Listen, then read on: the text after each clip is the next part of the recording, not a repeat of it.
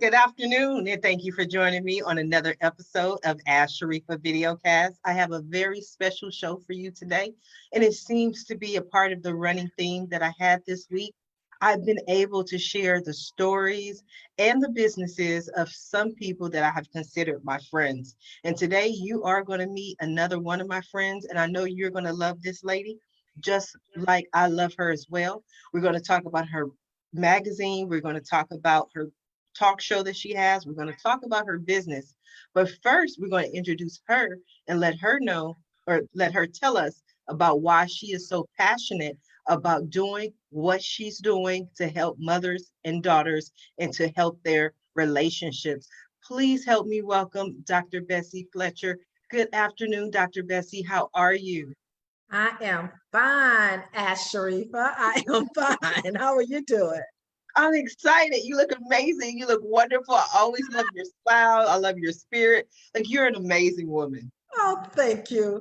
I always say to God be the glory. People say that and that sounds so cliche-ish, but that's all you can say. People say, what do you do? I said, nothing. I just think good things. I think positive. I just think, life is good. So why not just smile? You know what I mean? I don't worry about anything. I just smile and hey, say God's got it and move on to the next thing. So I'm excited to be on the show with you today. I'm excited to have you here on the show. Now, talk to us a little bit about what you're doing with your ministry, which helps mothers and daughters in the mother-daughter relationship, because I believe that the mother-daughter relationship is one of the most important relationships we can ever have. So talk to us about why you are so passionate about it. Well, I'm passionate about the mother-daughter relationship, basically because I was chosen to do it. When I had in my mind that I wanted to be a corporate trainer and was for a while, God called me to another mission. And so when I started working with mothers and daughters 20 years ago, I just thought I was doing a couple of workshops and it was just going to be something I just did in between what I wanted to do. I didn't realize that God had called me into a ministry and that this thing was going to lead from doing mother-daughter conferences and working with mothers and daughters to mother-daughter faith trust ministries. But in the meantime, what I didn't know is that each time that I would get into the room with mothers and daughters, I don't care if they haven't spoken in 15 to 20 years.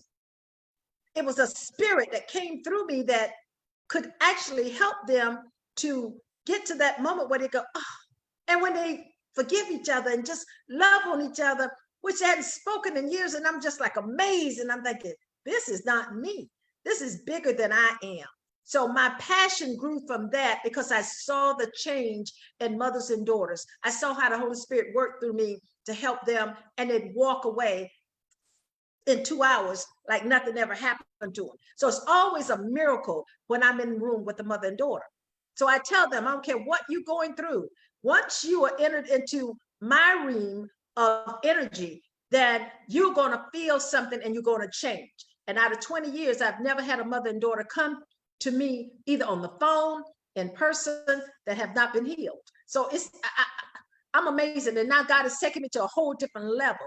So when you're talking about the business started with mother and daughter workshops and conferences. And then all of a sudden, God asked me to do the mother and daughter magazine. And I did the magazine for a while and it got overwhelming because I had so many things going on. I am a Christian clinical psychologist. So, when you tell people that you're a psychologist, everybody got their mother and daughter story.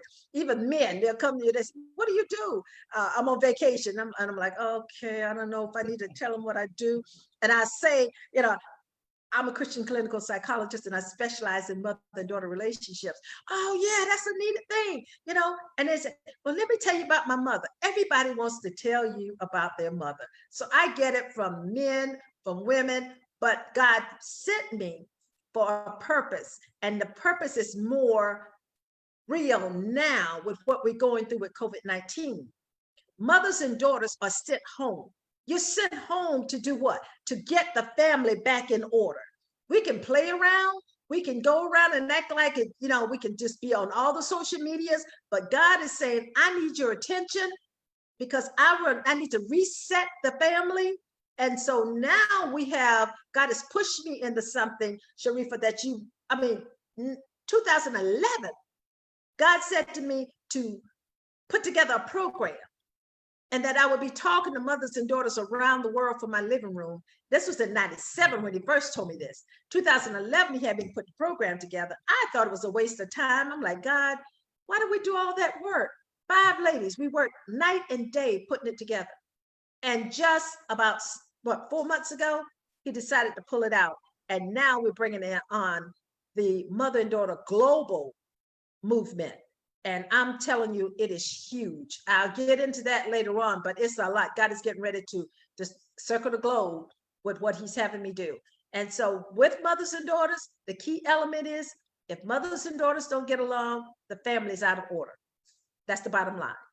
Yes, it definitely sounds like it. Now, was there a particular mother-daughter relationship in your life that made you really passionate about it? Because I know as children, even, or as daughters, we either have a very close relationship with our mother, or we have that relationship where we're like, I don't know if I can talk to my mother. You know, we may not be, as they say, arch enemies, but we may also not be close. Was there a special relationship? Because like for me, my relationship with my daughter was because I wasn't that close to my mother growing up. So I said, you know what, when I have my daughter, I'm going to make sure we have a very close relationship. And it was important to me. And we are very close to this day. Do you have any relationship that has truly affected you? Well, personally, I had a good relationship with my mother. That's the question I get a lot of times from reporters and people that want to know, how did I get started? Was it because you didn't have a good relationship with your mother? I said, no, I had a great relationship with my mother. Keep in mind, I'm an only child. So, you know, that makes it work for me. So I'm an only child. I had my way. I had a good relationship with my dad. I had both of them wrapped around my hand, my fingers. I'm the baby of the grands, if you can believe that or not. And all the rest of them was boys. So I got all this special treatment. So I was always a kid in motion and in control. But the thing that I'm gonna tell you about a mother-daughter workshop that I did as soon as I make this statement. But I always knew, I came from the era of yes, ma'am. Mother said something, yes, ma'am, mother. You know, it was always that. And she refused to let me call her mama. It was always mother. So, you know, yes, ma'am, mother. And so everything is good. I could talk to her basically about anything I want to talk to her about, you know. And then when my daughter was born, she just adopted her. And all of a sudden she took my spot, you know, and then a little jealousy came in there. I became very jealous of them when she was little. And I had that talk with my mother and I said, I don't understand. It's just like, now you take Angie and replace me and I'm your only child. And so, you know, I did a little crying and, you know, put on my tantrum. And my mother just said to me, she said, baby, you know, I love you. She said, but until you have a grand, then you will understand what I'm feeling at this moment. Now I know. But in the meantime, we went along with the mother-daughter relationship. Everything is good. I'm still yes, ma'am. And that's the way I am. And then I found out when I got ready to get a divorce. And I thought, I'm going home to my mother. And I'm just going to get on my knees and put my head on my mother's lap. And I'm just going to tell her, Mother, I'm getting a divorce. I've done all I can do. I'm done. I just knew she was going to wrap her arms around me. I just knew we were going to talk about it. I was going to get a good cry in. You know, my mother took a tailspin. She went from 0 to 60 in 1 second. And I thought, what in the world? Because in her mind, I was successful. You know, so here I am with my own business, you know, everything looking really good. She's got a trophy. She's got a bragging point. You know, when everybody else, daughters seemed like were just going all over the place, she was just proud. And so what I had done is brought shame in her eyes. And so she said to me, and at that time she wasn't feeling well. She said, if I was feeling better, I would cut your behind. And I was like, really, mother? Yeah, she was upset. She said, I cannot have you destroy my perfect family. And that's when I realized, no matter what your mother and daughter relationship is, there is always those hidden secrets. There's always those intro conversations, those ongoing conversations in your head that people are holding on to. And they use those when you don't know what people think about you until you do something. There's the action, there's the reaction. And so when I gave that action, she turned on me and I didn't know exactly what it was. And for about a year or so, she kind of threatened me a little bit like, well, Dad and I are going to leave the house and the land and stuff to Angie. And I said, well, that's fine because that's your stuff. That it doesn't belong to me. What she didn't realize, whatever she left to Angie, she left it to me, but she played that game for a moment. Didn't work. But I realized one thing. I was a yes daughter. And to be a yes daughter, you yes, ma'am. Yes, mother said something. Yes, ma'am. I never contradicted her. Never, you just didn't do that. So I had to really come back and have a conversation with my mother. And I said to her, I said, Mother, I know you mean well, but you don't have the perfect family. There is no perfect family. I had gone through and I'm a psychologist, you know what I mean? And I'm thinking, wow, I never knew she had that picture and that image. And all she could see was I was tearing down something that she's probably wanted to accomplish in her life. So I had the conversation with her and I asked her, I said, why would you hold me hostage when I tell you that I'm not happy? And I've been in this marriage for 25 years and I'm not happy. And I did it mostly because I didn't want to disappoint you. So I'm having this conversation with you. And she just really was heartbroken. And we had to get to it. And then I had to say something to my mother that I really didn't like saying, but I said it because I said to her, I said, Mother, what I need for you to do is take off the white robe. I need you to take it off. Because right now you have on a white robe. You have not always been perfect. Come on now. I was raised with you. I know you, you have not been a perfect woman. People get saved and then all of a sudden they can't see the daughters in any other light, but here we are in the name of Jesus. No, take off the white robe and let's have a conversation. And when we did that, we had a switch in our relationship and we got back on track. Oh, that is so beautiful. But it started with the conversation. It started with you standing up for yourself. So I have other questions, but I want to start with, did you go through with the divorce? Yes, I did.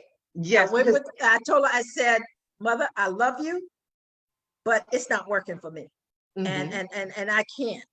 And I was almost like waiting to exhale. I wanted to tell her, if you like him so well, then you can have him. You'll be married to him. But I, even though I thought I was grown, I wasn't that grown. I wasn't going to step to that. No, I wasn't going there. She probably would whip my behind. You see what I'm saying? I'm like, no. So there's a limit. Even with my daughter being grown, we know the limit. The limit is you can only go so far. Now, you know your role as a daughter, my role as a mother.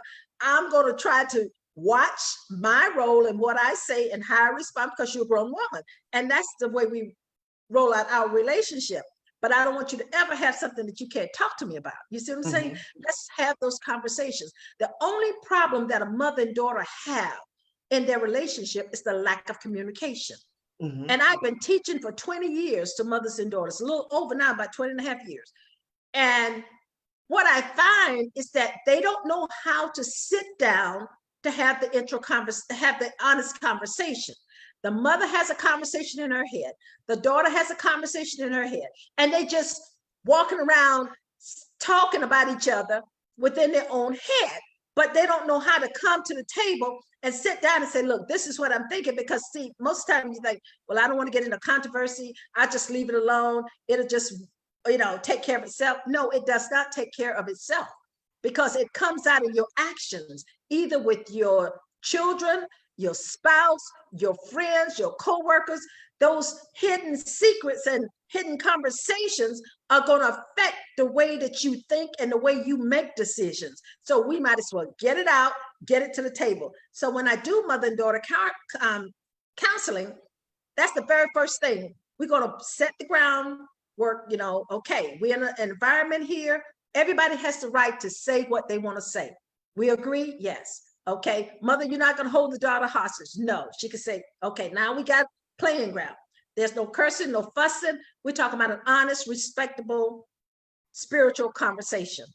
And when it gets down to it, the mother is amazed that the daughter has had intro conversations about her that wasn't nice since she was about 7 years old. And she's been measuring you from 7. I remember when I was 7 and you did this and you let my brother do that. And then it started spinning and spinning and spinning and spinning. And then all of a sudden it got to where now one's 40 and one's 60. And then they're like, they don't even know what the root cause of why they don't get along. But my gift and my anointing, I can take you back to where it started through the Spirit. And when we get back there and the apologies are made and the crying happen and the breakthrough come, then they're free and they can come back from 7 years all the way back up to 40. We can bring the daughter from 7 years old back to 40, her original age, and reinstate her. And then her mother will meet her at that point. Does that make sense to you? I think that was very well said. I think that was beautiful and I love it. One of the things that I've heard and I've seen, especially in our community, is that we love our sons and we raise our daughters, and that there seems to be a different standard that we apply to children. You know, I have another sister and then I have a brother. So there are 3 of us. And I've always seen it like that, where, you know, my brother could kind of do whatever he wants, but my mom was more stern with us. And so since that was the way my mother had always been, the way my life had been, our communication wasn't that well. Because, you know, back in the day, one of the things that they would say is children are to be seen and not heard. So to actually verbalize what you want to say, especially if you're 7, 9, you know, you can't really say it, you know, to your mom. So I definitely think it's a gift. But have you heard those expressions as well? Of course. Of course. I'm telling you, for 20 years, I have the gamut. If I was one of those type of people that would write the stories, it would be a book and a story to be told. But I don't want to do that, because people were healed and those are confidential healings. But yes, mothers, sometimes I tell them, you have to be able to go back to where your child is. I'm 21 and a half years older than my daughter. So I don't expect her to have 21 and a half years of wisdom and knowledge that I have. That's the part of me being the mother and God sending me first. That's supposed to be my wisdom. That's supposed to be my training ground, where I learn and prep and be ready. So if he chose me, you know, everybody don't get chosen to be a mother. He chose me to be a mother. Then what? I need to be prepared for that. So out of those 21 years, I tell them I have to go back, even to this day, I have to go back to my daughter, because I'm still 21 years and a half older. So she's never going to catch up. And I'm always going to have more and more wisdom and to bring back to her, to help her have an easier transition of coming through. That's why we talk every day. You can count it between 8:30 and 9:30 every morning.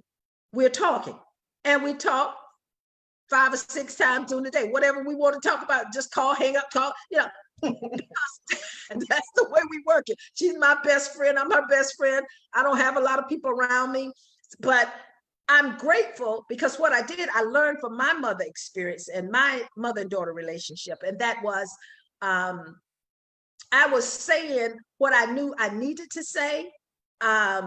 The things that I really wanted to say on some topics, I held back on them, because there was one topic that I would talk to my mother about. And whenever I bring that topic up, my mother just start crying. She just get into a tantrum because she didn't want to discuss it. She did not want to discuss it. And I would go from the back door to front door, and I said, Mother, we need to have this conversation.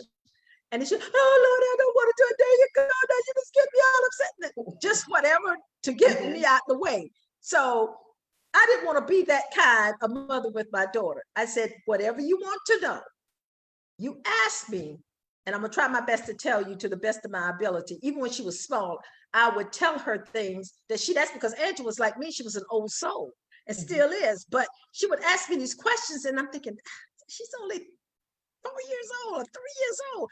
And she would ask me a question, and I'm like, okay, I'm going to figure out how to do this. And I would try to explain it to her.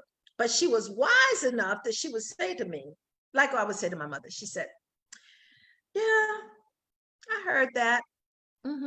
She said, but does it seem like something missing? And I would think about when my mother used to say, I said, Mother, why? Because I said so. Ooh, I hated that. That was the end of the subject, because I said so.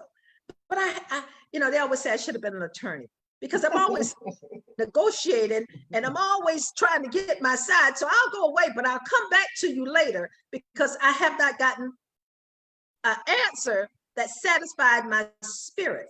The amazing thing about me, Sharifah, is that I've been talking to God since I was 5. So I tell people, you just can't say anything to me. I keep my mouth closed. People think they know me, but they really don't know me. But I've been talking to God since I was 5, and he would share things with me. So when my mother would tell me things, I knew it wasn't all the truth, because she was trying to figure out how to tell me. And I would come back with the answers, and I would keep going, and she just really would get irritated, because I would not let her just get by with a half answer, because that wasn't right. I knew better. It didn't feel right. And I tell mothers, when you're dealing with your daughters at a young age, God has built us in a way that we have a built-in sensor. You know when somebody's lying to you. You know, even as a little girl. And if a baby is 3 months old and you're trying to feed your daughter something and she doesn't want it, she spits it out. And you're like, no, baby, you got to eat your vegetables. Spit it out. No, baby, you got to, what do? She's 3 months old. She knows she doesn't want it. She's trying to tell you, you're trying to force it. So you know then you don't control the child. What you have to do is come up with a reasonable expectation of training that you all can communicate. That's all you can do. The child is not here for you to control it. God gave everybody their own power, their own wisdom. You can make your own choices. And so when you get that little 5-year-old running around saying, no, I'm not doing it, I'm not doing it, I'm not doing it. What, you want to spank them? It's not going to change anything, because she doesn't want to do it. Now, come back to the tips. Okay, tell mommy why you don't want to do it. And let's look at it. That's what you tell my daughter. Okay, let's talk about it. Now, what's going to happen, I'm going to listen to what you tell me. And we're going to talk about it. And I'm going to get your input. But as your mother, I'm going to have to go with what I think is the safest and the best solution to this question or to the situation. Can we agree on that? And she would say yes. So when we talked about it, and we do this, and from the time Angie was little, I'm not saying I'm a best mom. I'm not saying I got it all together. I always just pray and say, God, from the time I got pregnant, I don't know how to raise a child, but I need you to help me. And that's how I make it through. And to this day, the reason we're close is because we always would have the discussion. Sometimes I had to make the decision she didn't like. She'd go in her room, sit, she'll come back out later on and say, you know, mommy, okay. We always would come back to the table. Even today, if we come to a topic that we cannot agree on, the first thing I would say is, you know what, let's taper this, because I can feel my energy coming up and I'm gonna say something I don't need to say, or she can feel it, because that's life. And then I said, oh, let's just taper this, we'll come back to it. 9 times out of 10, we never get back to it, because it's not that important. Nothing is so important that you are not talking to your mother or your daughter. I can't understand it when they come to my office and say they haven't spoken to their mother in 6 months. I haven't seen my mother in a year. Really? For what? But let yourself get sick and your mother have to come. Now, all of a sudden, y'all could be best friends while you're on the bed of cancer.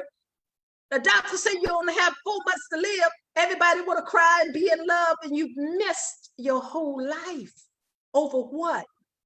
You like my brother better than you like me. And I never got to tell you that. So I hid that. That was a hidden secret that really manifests every time I saw you. You are deep, Dr. Bessie. This is some good stuff. I knew for a fact that you were not going to come on here and you were not going to sugarcoat things, but this is definitely not all I expected, because you are going in so many different areas that I'm like, yes, that makes sense. A lot of mother and daughters, they don't speak. They grow No. apart. You know, the daughter decides, I want to be my own woman. I want to be my own person. I want to go and do whatever I want. And sometimes because they don't have the ability to verbalize or to communicate with their mother, or sometimes, you know, I'm 44, even as an adult, it's like I have to think about certain things that I want to say to my mother and Uh-huh. phrase them in a certain way because she is my mother. When if it was anybody else, I would just say them, you know. Uh-huh. So it's that communication that we have. But I do see mothers, daughters who haven't spoken in years. And it may not even be just the daughter who is on her deathbed, but I see more the Of the mother, mother. you know, Of who's, course. you Yes. know, on her deathbed. And now everybody's there and she has a couple of hours left to live. And then we forgive each other, we hug it Yeah. out. But it's like Yeah. all those Yeah. years that were wasted in the process. Yeah. And don't think you're gonna get up there and God's gonna say, oh, you got to cover just 5 minutes before you got in. No, you're still gonna have to answer for it. Because let me tell you, I've had more mothers and daughters to come to me, daughters in their 50s and early 60s, and they say, I'm taking care of my mother, but I don't want to take care of her. She Mhm, was not nice to me when I grew up. She was mhm, a mean person to me. And now I got to take care of her. The only reason I'm taking care of her, Dr. Bessie, is because I am embarrassed that my friends, you know, the friends are looking at me. They think oh God, look at her. She don't even go see her mother. So now your pride is in it. But see, I tell mothers, if you don't put something in, don't expect to get something out. mm, You're the mother. You're going to spend all of your life running around, just having a ball. And then all of a sudden, you're sick. Your daughter's out having a ball now, but you want to stop her life to come and take care of you. Well, they're like, no, you don't deserve it. And they wanted to know, is that bad? I'm like, no, it's the way you feel. It's an honest conversation. So you need to have this conversation with your mother mhm, because it can get better if you can have the conversation. Now, mhm, just like with you, Sharifah, you just said something, and in my spirit, it came up. You need to have an honest conversation with your mother. mhm, You do. I can see in you, my spirit is showing me right now, you hurting. mhm, You are hurting on the inside, and you've been hurting for a long time. And so, what you do, you work hard, you put yourself in the success that you are in, you're doing everything to cover up that hurt. mm. But you still feel that you got something, you still feel like you slighted. You still feel like your mother is not treating you fair with your other brothers and sisters. You feel that, and you don't know how to share that with her Mhm, as you struggle to make sure you give your daughter what you didn't what you didn't think you got from your mother.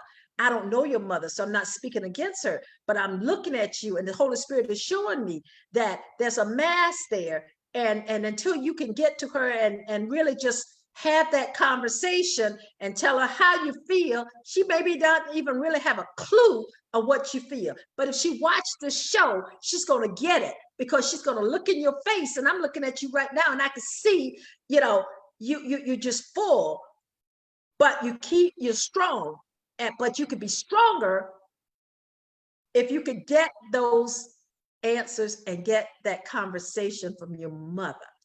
mhm, That's a needed piece. You're talking about soaring. You will soar like an eagle. See, it affects our relationship with our mothers if they're not where we are comfortable. It affects us. mhm, And we don't realize it affects us, but it does. When you're around other women, when you're around, and it's strong for other women because you're watching and you're measuring, because you already got a measuring stick with your mother. And if you got a measuring stick with your mother, you're going to have a measuring stick with other women. Maybe invisible, maybe unconscious, but you have it. Because if your mother did something to hurt you, and you're going to look at every other woman and say, I'm keep my eyes on you. You know, the minute they do anything that smell like, taste like, look like, just a hint of what you think might have happened to you in your mother-daughter relationship, you're going to charge them as if you're charging your mother. It's just the way it is. You are That's so why good. that's why the conversation, I told you I'm anointed for this. That's what I told you. I said, when I get on this thing and then the Lord starts speaking, I always release myself to the Holy Spirit, and he's going to tell you. He's going to tell you. And he just told me to tell you that. And that's the truth. Am I right or wrong?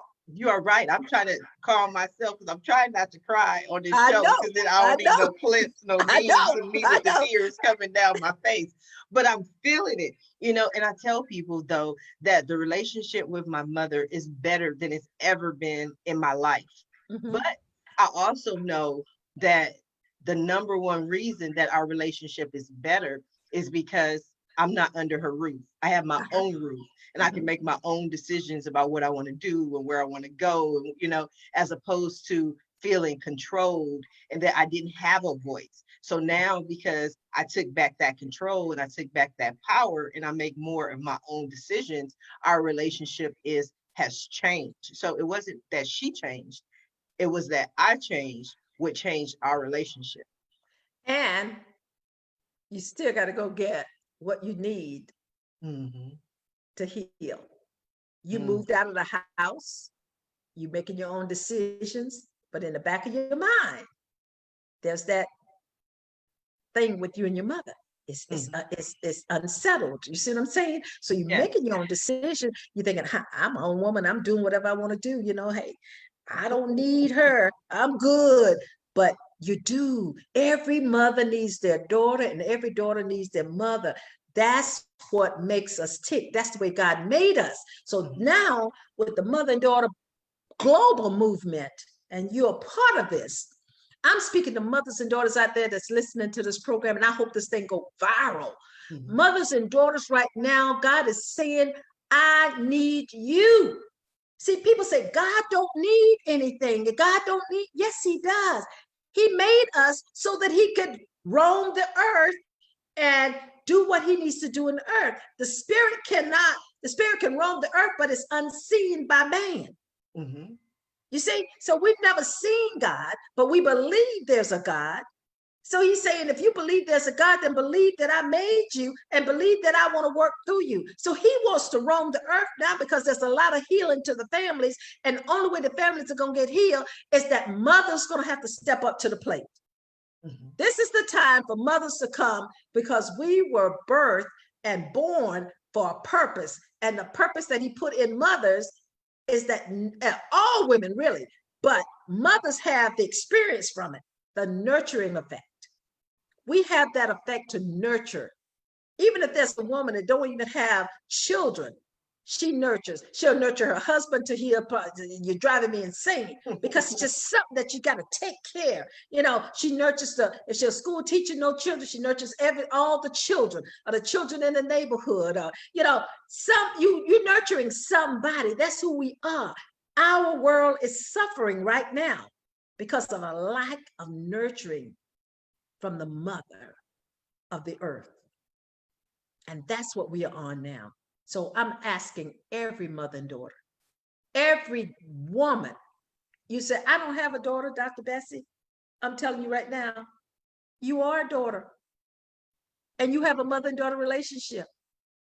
No human enters this earth except through a woman.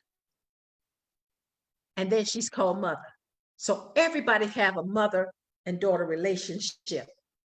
Now, from that relationship, some people say, well, I didn't have a good mother and daughter relationship, and I don't think I can help nobody else. I say, oh, you're the one that can help. Because I bring on the ones, when I do mother and daughter conferences, I bring the ones on that, feel like they had a rotten deal with their mother. Because when you tell your story, you're going to help another mother and daughter to maybe avoid some of those pitfalls. Because it's got to be an honest conversation. If you say, honestly, this is what I felt, then somebody's going to be healed from that. You see? And then if you had a good relationship, I've had people come in, they tell me, oh, we don't need to come to the mother and daughter conference. I'll give you an example. There was this lady, she was an attorney, And she called me up like the day before, and she said, Dr. Fletcher, she said, I heard about your mother and daughter conferences. And I said, I told my daughter, my two daughters and my granddaughter, I said, we are going to go. I'm not trying to mock anybody, but I'm just trying to put the flavor to it. We are going to go. And I just wanted to call and let you know I was coming. I said, that's fine. I said, now I close the door at 10 o'clock. If you're not in at 10 o'clock, then no one comes in. That's one of my rules. Because once we start on this plane and it takes off and we're 35,000 feet in the air, you jump off, you're going to die. So I definitely can't let you on. So 10 o'clock is tomorrow. Well, they scooted in right at 10. And they was closing the doors, but I said, let her come on in. They came on in. And she sat there the whole time looking around, and mother's daughter's crying and, just going on. And she was looking like, I'm so glad we are not in that shoe, just looking around. You could just tell she was just so proud of herself, and they had on all the gear, you know what I mean? And I have women from public housing to living out of a castle all in one room.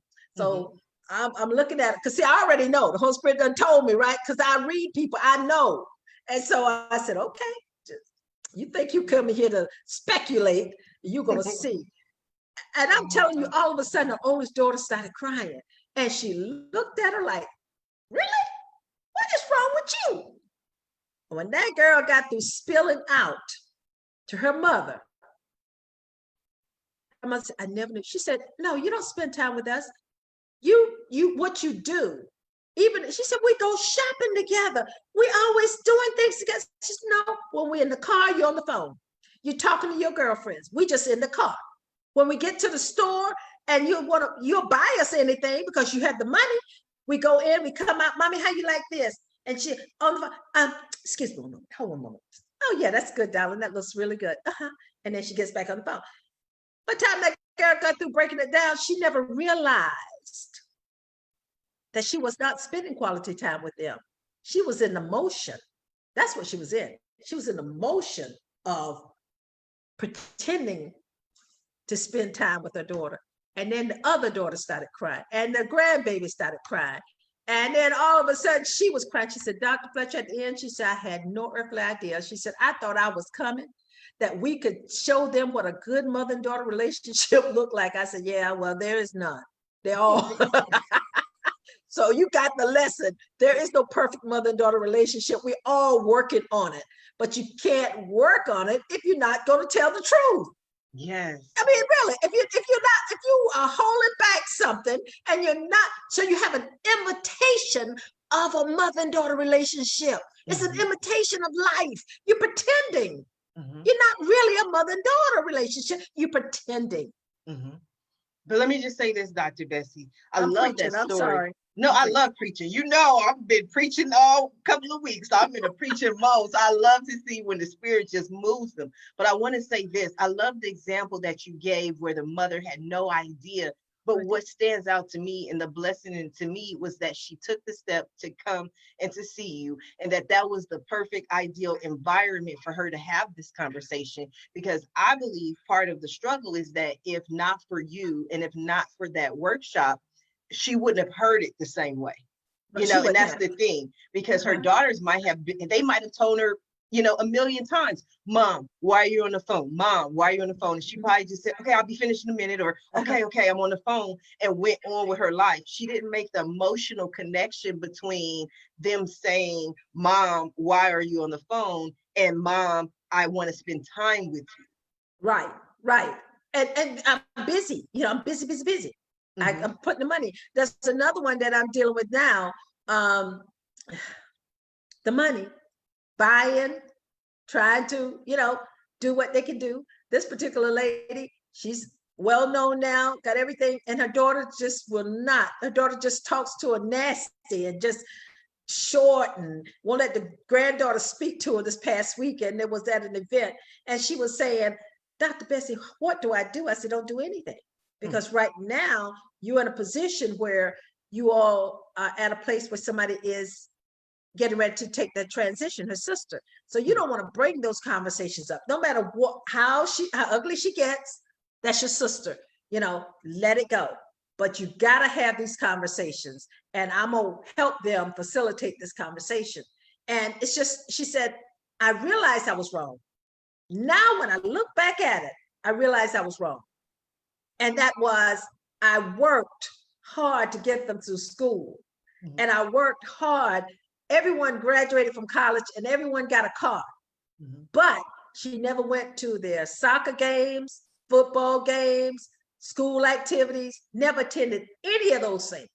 Mm-hmm. And so the daughter's holding a hostage now. Mm-hmm. And she said, how do I make it right? I said, she's angry. Mm-hmm. See, when you got an angry daughter, she's just going to push just push you, because every time she's trying to punish you for what you've done. But until you get to the conversation and stop and say, baby, we need to have the conversation. And I tell mothers, I said, the first thing you need to do is apologize. Just apologize. They said to me, well, Dr. Fletcher, why should I have to apologize? I haven't done anything wrong. It doesn't matter. You're the mother. Mm-hmm. Apologize. Mm-hmm. Now, when you apologize, it just softens the environment. It brings down the wall from the door, you see?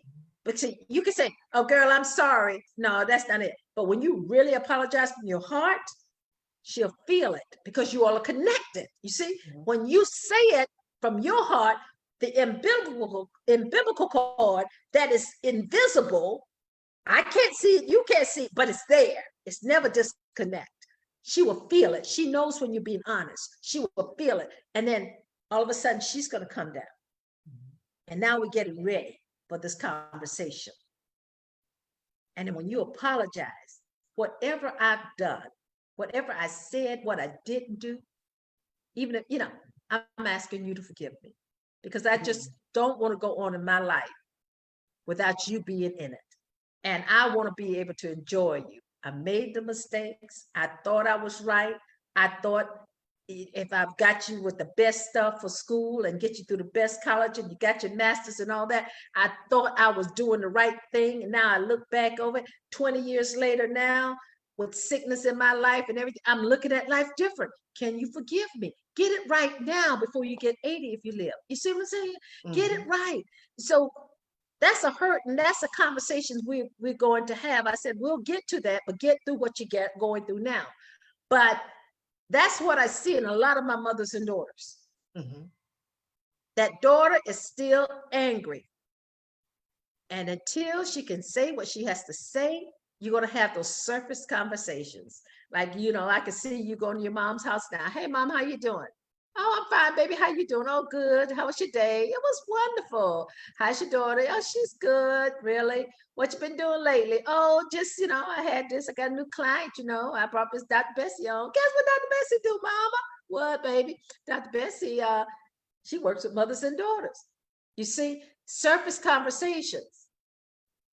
But when you go in there and you heal those relationships and you call and say, baby, let me hear what's on your heart.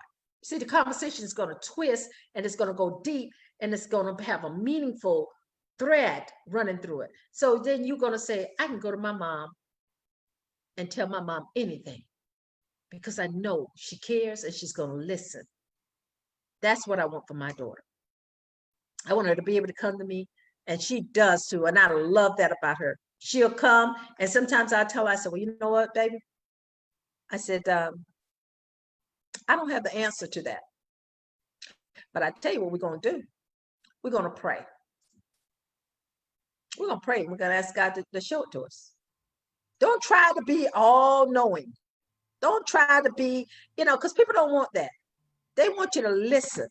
Now, I'm still working on listening because, she'll get to talking sometimes and I get to interjecting real fast. I'm not going to lie to you. That's, and she'll be like, Mama. I said, okay. I'm still working on it. Mm-hmm. I teach it. I've been doing it for 20 some years, but I'm still working on it. I'm the student here. So whatever God is teaching me about mother-daughter relationships, he's allowing me to project that over and share it with someone else, and how valuable that is and how God wants us to get it better because he needs us to help heal the world. I know I'm going on. No. This is some good stuff. I'm trying to hold my emotions back. After the show, I'm gonna have to lay down and woosah and breathe and consider a lot of what you had to say. But Dr. Bessie, what about those mothers who feel that they're not maternal, that they're not, the nurturing type? That's a fear of many women. There's no such thing. Okay. There's no such thing. You are nurturing. Mm-hmm. And I'll tell you why. Because if you can fall in love with somebody, preach. You find your nurturing skills. Mm-hmm. You can say you're not nurturing, but you fall in love. All of a sudden, baby, I got you what you want. They're on your mind 24 hours a day. You try to figure out what the little cute things you can do. Yeah, you are a nurturer. You have that nurturing spirit. Mm-hmm. It's just don't play into the conversations that other people are having. Get to know who you are. Go to God and God, show me. What is my purpose? Why did you bring me here? Who am I supposed to help? Give me my assignments. We all here on assignment. And there's a nurturing piece in you. So there's no such thing, whether you have children or not. It just depends on where you want to direct that nurturing. Mm-hmm. What about the mother and daughter relationships where either the mother or the daughter are still at that point where they don't want to or aren't ready to have that conversation? Well, there is a possibility. That's where I come in at. Okay. Because I've had daughters come to me and say, I just wanted you to help me, and I'm just not going to bother with her. And I said, I can help you with some things, but what you really need is the healing. And only your mother can give you that. So your mother got the healing for you. And so I can't even tell you, Sharifah, how many times women have said to me, well, she's not going to talk to you. Right. I said, no. I said, well, give me her phone number. That's the best. I'm telling you, she's not even going to talk to you. What did I say? Just give me her name and her phone number. I call up. Hi, how are you doing? Good. This is Dr. Bessie. And I get, girl, before 5 minutes, the mother-in-law with me, and we schedule an appointment. Always work. Always work. Never seen it not work. Bessie. Huh? I said, I love me some Dr. Bessie. I don't want to hear none of that. Just give me the phone number. Let me handle it. Let me do what I do. Yeah. Don't tell me about what she ain't going to do, because the Holy Spirit's working in this thing. See, that's what I'm talking about. It ain't about me. You've been praying. You've been asking God. I guarantee you, the reason I'm here in your life right now and you in mine is because you've been praying. You want to get stuff right with your mother. You don't like the way it is. And God always send me. I appear to come for another reason, but it always end up that he's got something he needs to do. Like the lady I was telling you about a few minutes ago. She said, Dr. Bessie, I'm telling you, she said, I cannot believe it. We thought we met for a whole different reason. It always come that way. People are just walk up. When I had the office, they just walk past the office, and I'm looking out the window, and the person going back and forth. They go up, they turn around, they come back, they go. I said, okay. They're trying to figure out why the Spirit is trying to tell them to come in here. Why would I go in there? And finally, I come in and I said, hi, how are you doing? Fine, you good? I said, so what's going on? I don't know. I was just walking past, and something told me to come in, and I go, how's your mother and daughter relationship? That's my signature question. How's your mother and daughter relationship? And boy, that opens the door. Before you know it, people are crying. And then I got to go find the mom. That's what I do. It's like you say, you want to know something? Ask Sharifah. You want to heal your mother and daughter relationship? Come to Dr. Bessie. That is beautiful. It's going to happen. It's going to happen. God. I feel it though. I feel it in your spirit. I feel it in the love. I feel it in the warmth, but I also feel it in the strength. Like I can look at you right now and there's no doubt in your mind. You're not wondering, you're not wavering, you're not trying to figure it out. You like, come see Dr. Bessie and we'll work it out. It always happened. I've never lost a mother and daughter from being healed once they come to me, either on the phone or in person. And that's the truth. I'm amazed myself sometimes. I'll be like, Holy Spirit, you make me look so good. But I'm anointed for this. God told me, he said, when he asked me to work with mothers and daughters, he said, before he told me, he said, this is 97. I'm walking on the beach. My mother died. So I'm grieving and trying to figure out what to do. And I had a hat on. I was known as the little lady with the hat. I wore a hat every day, the heels. So I had my style. But when I got down to the beach, I was on Daytona Beach and I was walking, no shoes on and just crying on the beach, no hat on. I was just all out of my element, just trying to figure out, God, why would you take my mother?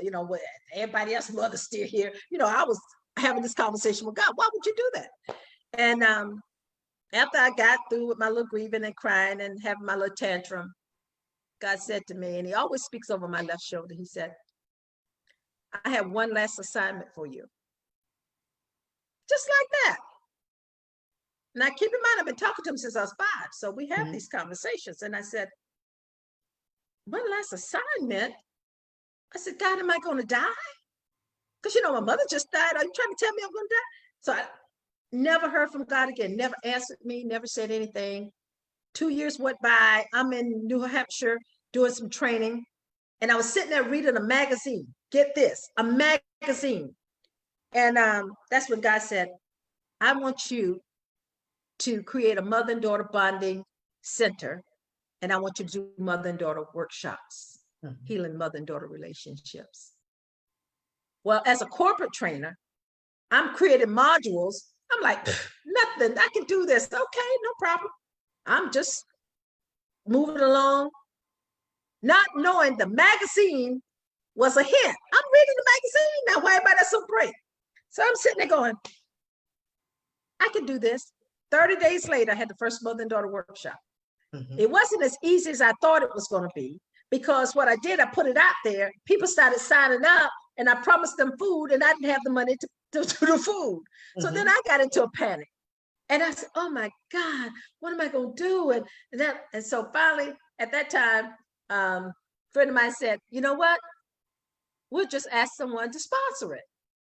And he went and asked, and the NAACP sponsored my first workshop out of New Hampshire. And that was in September 1999. Wow. And that's when God said to me, he said, this is the assignment. I still did not take it seriously. I'm like, okay, I'm doing corporate training. I'll put on a mother and daughter workshop every once in a while, just thinking it was casual. And I did that for a while until God just dried up everything around me. I couldn't get any more corporate training and nothing. And I was like, what in the world's happening? He said, I called you to minister to mothers and daughters. So my battle was coming from South Carolina, not, they say women are supposed to be in the pulpit. So, I'm like, well, God, I said, how people not gonna let me in the churches? I'm thinking he's sending me to the churches. How is this gonna work? And he told me, he said, I chose you and I can choose anybody I want if they're willing. I said, well, I'm willing, Lord. And that started my journey. I kept going. I opened up the first mother and daughter bonding center in 2000, January 2000. I had mother and daughter conferences at the convention center. I traveled, did everything that I was supposed to do. And I'm a one about truth until I started dating. And then all of a sudden I thought I was in love. And then all of a sudden, well, baby, you can just go here. You can travel here. You can do mother and daughter anywhere. I'm like, okay, well, sure, there's mothers and daughters everywhere. See, off the beaten path of what God had me to do. He had me positioned. And when I moved off of that position, things didn't go well for me. And so when I realized it wasn't going well, I left where he planted me, thought I could do it in another whole different state and city, didn't work. And I got on my knees and I said, God, and I moved there too. I'm in my spot because, I don't want to live with nobody. I'm in my spot, they in their spot, but still I was off. I didn't ask God. I just moved because I didn't take it to be what I have now. And so I got on my knees and I started crying. I could feel things had dried up in my life. I could feel God not really talking to me. It was an Abraham moment. And I said, God, I repent. I said, but if you would forgive me, let's start all over again. So I'm good at telling God, let's just start all over again. I think God that's forgave, beautiful. God forgave me. I packed my stuff up. My friend had gone to a conference. When he came back, he said, "This, curtains at the window." I was gone. Bye, solo, boop, boop. God, where you want me to go? And that's when he sent me to Florida. And I stayed down there for 13 and a half years because he had to get me away from everybody that I knew into a land that no one knew me so he could get me right for this mother and daughter global movement. He did allow me to come back, take care of my dad. My dad passed, and he allowed me to stay with my family. But I had the business in Florida, I had business in North Carolina, and then I got business in Atlanta, Georgia. And I said, I'm all over the place. And so I'm just like, I'm enjoying my life. I know I don't do nothing but mother and daughter. People come a lot and say to me, Dr. Fletcher, this is a good deal. You could do this right here. Dr. Fletcher, we want to get you on this right here. Dr. Fletcher, no. If it's not mothers and daughters, because I promised God, I would not get off of this path. And I would not lie to him. So that's why mothers and daughters is my passion. I know what God does through me to heal mothers and daughters. And normally, Sharifah, I wouldn't even talk like that because I was afraid that people think I'm bragging or trying to, and I would hide some of my emotions because of what people say. I could care less about what people say. I work for God. That's who I work for. I work for God. So you don't like it? Turn your TV off. Don't call me. I'm fine because I made up my mind. You don't have a place to put me? No. And I promise him, and I don't do anything but that. I don't care. $1 million offers can come my way. No, thank you. If it's not doing what he asked me to do, because it's not about money. And so from that, we went from the center to the first Mother and Daughter Bonding magazine. We went to Mother and Daughter bath products. We got a whole slew of products that we have that we're bringing back out. Everything is being refreshed in this era right now. And then we had the Mother and Daughter radio program. I started that, stopped because I thought I was too busy. I've been on that for 11 years. I don't push it, pump it. I just do it. Whatever, whoever gets it, that's fine. Then he asked me to do the television. Well, no, before then he asked me to be ordained after he told me to go get a PhD. And I was like, God, I got 2 masters. I said, but nobody cares about education. Nobody asked me, what about your education? He said, I need you to do a PhD. Got the PhD. I said, okay, I don't have to worry about studying anymore. I'm good. Then he said, a couple years later, I need you to be ordained. I need you to go and get a degree in theology. I was like, Lord, do you know how busy I am? But he showed me how busy I was. Whose hands are those? And whose air are you breathing? Okay, I got it. I went back. So I was ordained and became a chaplain. All right. So now all these things are together. And then he said that the weekend I got ordained, one Saturday, the next Saturday, we was having a mother and daughter crusade down in Miami, in South Beach at the convention center. And God said, when you finish this crusade, you will no longer be Mother and Daughter Bonding Center. You will cross over to Mother and Daughter Faith Trust Ministries. And that's how we got into the ministry piece of it. Although I was ministering all along, but he changed the whole name. And then now he's saying the Mother and Daughter Faith Trust Ministry is going to promote and push the Mother and Daughter global movement. And that whole global movement is just bringing mothers and daughters together with a focus on mothers and healing the family.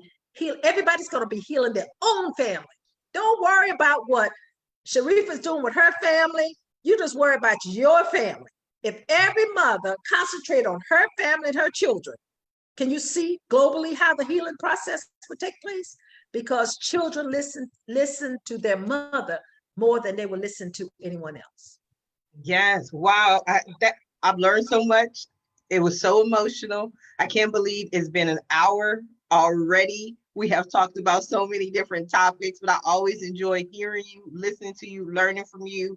So since we are coming down to the last few minutes of the show, I always invite my guests to speak directly to everyone who's watching live, as well as everyone who's watching in the archives, and let them know not only how to find you, maybe they want to be a guest on your talk show and work on their mother-daughter relationship, but just some final closing thoughts that you want them to take away from your interview. Okay. Well, again, I'm Dr. Bessie Fletcher. I'm a Christian clinical psychologist, and I've been working with mothers and daughters for 20 and a half years. I've always worked with women. I was with the Urban League. I was education director, worked with women in public housing for 10 years through the HUD programs. My focus and my last assignment, as I told you earlier, is with mothers and daughters. And what I'm doing now is so important to the healing of the world. We are affected by COVID-19. And you wondering, when is it going to leave?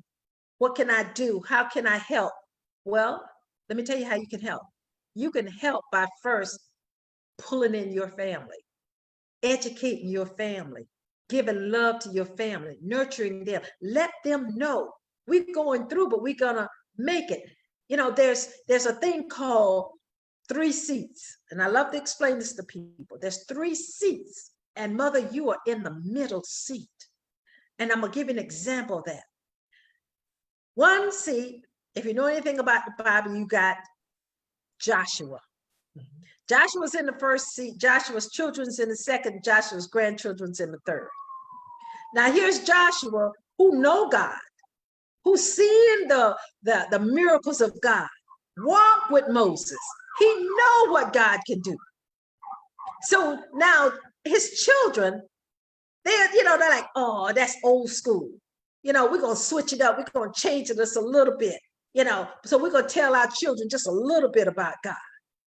So now just imagine, mothers, there's God in the 1st seat, and there's you, and there's your children. The children are confused. They don't know why they're not in school. They don't know why God allowed COVID-19 to come. They don't know why they're not walking across the stage and getting their degree after going to school and hustling for 4 years or 12 years. They don't know why. They wonder why God would allow such disease to come and ruin my life. And mother, you're in the 2nd seat. And in that 2nd seat, if you have not taught your children about God, they're going to blame God for all of the things that's happening now. Because they don't know the miracles that you haven't told them about God and how he miraculously did this, and he's a miracle maker, and he created them, and they have all these things in them. You haven't told them that. So you are hiding. Now they can't see God for you. That's where we are right now. That's what the movement is about. Let our children see God. Move out the way. Teach them about God. So if I leave anything with you now, you're responsible for your family. And people need to hear what God is saying. He's saying, I'm tired. I'm tired. I told you I would not destroy the world again. Jesus is saying, forgive them, Father, for they know not what they do. But he's tired because he gave us the responsibilities, mother. We are responsible for the children. Fathers are out there, the providers. They provide for us. They give us the means to have a house, the food, whatever. But mothers, we are the nurturers. We are the one that condition the minds of the children. So if our children are going astray, look back and see. Have you nurtured them right? Have you shown them God? Did you tell them about love? That's where we are right now. That was so beautiful. It was so beautiful. I loved it. If mothers and daughters go ahead, I'm sorry, need your assistance, because we know they need you. We need you. How can they find you? What can they do? How can they be, how can they make their relationships better? Well, they can do, I do have an app, but I don't, I'll put that up later on. But what you can do, you can go to my website and go to info at MDBN. That's INFO at M as in mother, D as in daughter, uh, MD, B as in bonding, and N as in network. I had to realize my own. It's info at mdbn.org. Send me a message. Tell me you want to talk to me, and I'll definitely call. Send me your phone number, and I'll call you. You can depend on that. I'll call you. We'll talk about it. We'll see where you are, and we'll go from there. Go on the website. We're going to have a new magazine coming out. It is the Mother Daughter magazine. It is absolutely gorgeous. And if you would allow me, I'm just going to stick this up. This is what it looks like. We went in and put the name tag so people could see who they were. I sent you another one, Sharifah, so that you can see this mother-daughter team. They're both superstars in their own right. So you can do that and get the magazine right now. We're going to let you have it for free. I'm not even going to charge you for it. And if you go further out and look for my books, you'll see Good News, God Speaks to Mothers and Daughters. Now, this is what's going to help you, because in this book, it's not a story. It's not a novel that you're going to read about somebody else's life. What you're going to hear in this is really messages. You're going to hear what God had to say about certain things that comes right out of the Bible. Sharifah, I'm telling you, when God gave me this book, I mean, I didn't even realize that these things was in there about women. We so used to hearing about John, Mark, Luke, and all the men, and they threw in Ruth and Esther. But there's hundreds of women in the Bible that is just downplayed. And God wanted that message to come to say, mothers, I love you. He said, tell them I love them and I'm in need of them. This was 2 years ago when I wrote that book. I'm in need of them. Now he's telling me the time is now, Bessie. The time is now. God is in need of you. So, Amen. I want to thank you. Thank you for being a guest on today's episode of Ask Sharifah Videocast. I want to thank everyone who tuned in to watch the show live, from Gloria to Onisha to everyone who commented and showed their support. I definitely appreciate you, but don't just watch the show. Please go ahead and share the show with your friends, with your network, because this is a message I know they all want to hear. And again, if you want to email Dr. Bessie, info@mdbn.org, or feel free to visit the website at mdbn.org and pick up a copy of her latest book. Take a look at the magazine, take a look at her talk show, and just reach out. And when you message Dr. Bessie, please let her know that you heard about her and you heard her story, her testimony here on Ask Sharifah Videocast. Until the next time, everyone have a safe and a blessed day. Bye now. Bye-bye.